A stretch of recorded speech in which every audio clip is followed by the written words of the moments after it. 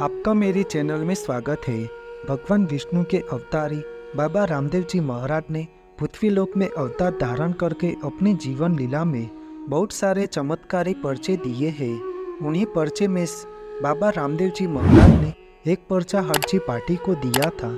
रामदेव से कुछ ही माइल दूर एक स्थान पर उगम सी पाटी नामक एक क्षत्रिय भेड़ बकरियां चराकर अपना जीवन व्यतीत करता था।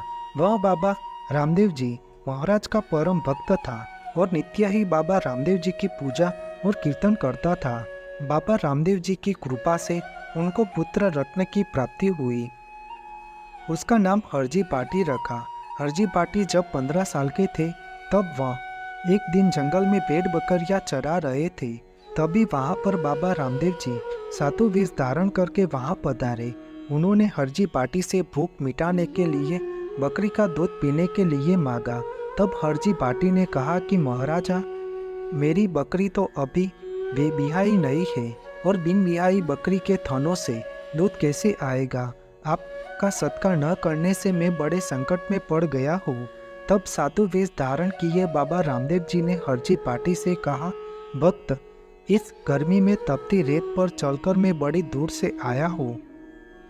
मुझे तो तुम्हारी समस्त बकरियों के थनों में दूध दिख रहा है, परंतु तुम मना कर रहे हो।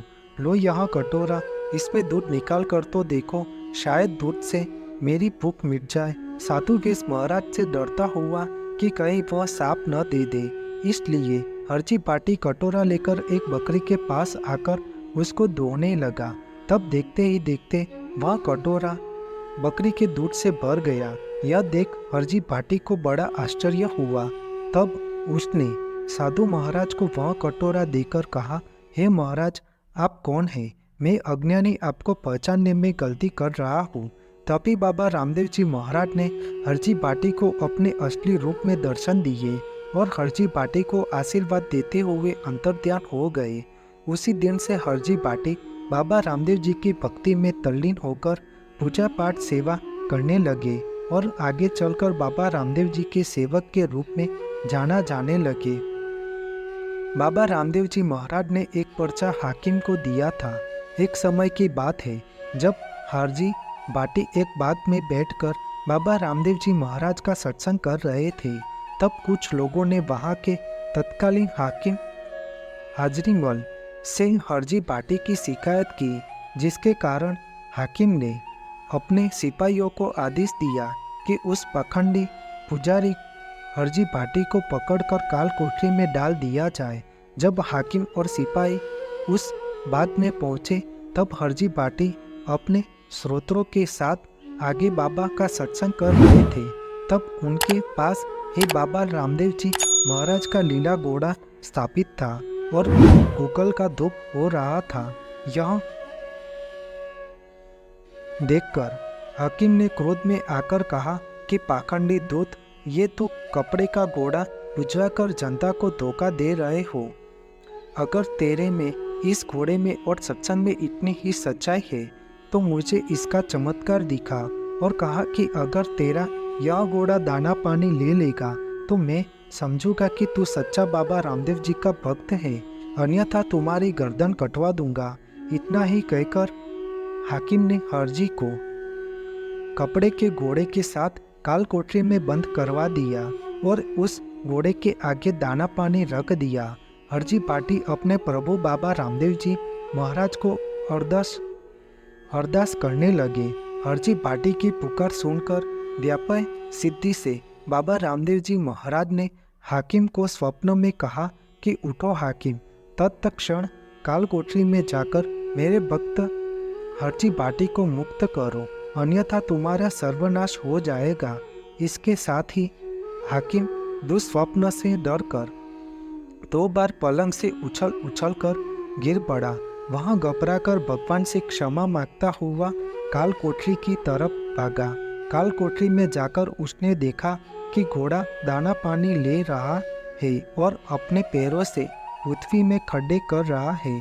इस चमत्कार को देख हाकिम आश्चर्य करने लगा और हरजी पाटी से हाथ जोड़कर माफी मांगने लगा। उस दिन से वह हाकिम भी बाबा रामदेव जी महाराज का भक्त बन गया। तथा हरजी पार्टी के साथ साथ बाबा रामदेव जी महाराज की महिमा का प्रचार करने लगा। बाबा रामदेव जी महाराज ने समाधि के वक्त अपने सभी ग्रामीणों को यह समाचार दिए कि अब मेरे जाने का वक्त आ गया है, आप सभी को मेरा राम राम।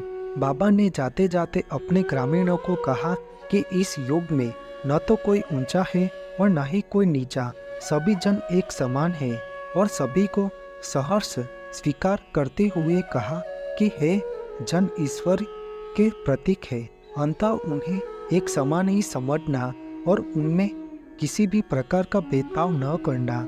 सब लोग रामदेव जी महाराज को रोकने के लिए सभी प्रयास विफल होने पर सभी ग्रामीणों ने डालीबाई को इस दुखद समाचार के बारे में जाकर बताया कि वह कुछ करे। तब डालीबाई समाचार सुनकर शीघ्र ही नंगे पांव राम सरोवर की तरफ चली आई।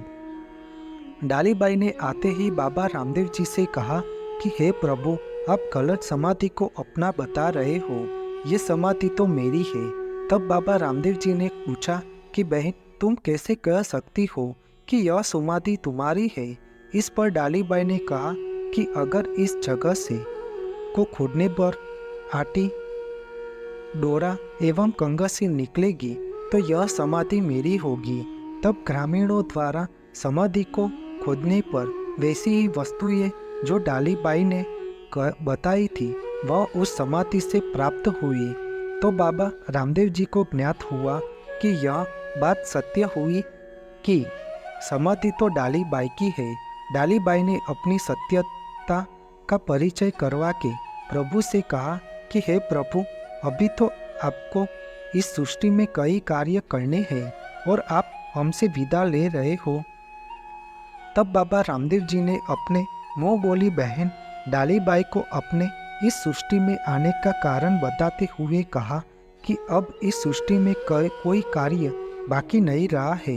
मैं भले ही दैहिक रूप से इस सृष्टि को छोड़कर जा रहा हूँ, परंतु मेरे भक्त के एक बुलावे पर मैं उसकी सहायता के लिए हर वक्त हाजिर रहूँगा। बाबा रामदेव जी कहने लगे कि हे डालीबाई, मैं तुम्हारी प्रभु भक्ति से बहुत प्रसन्न हुआ हूँ और आज के बाद तुम्हारी जाति के सभी जन मेरे भजन गाएंगे और रिख्या कहलाएंगे।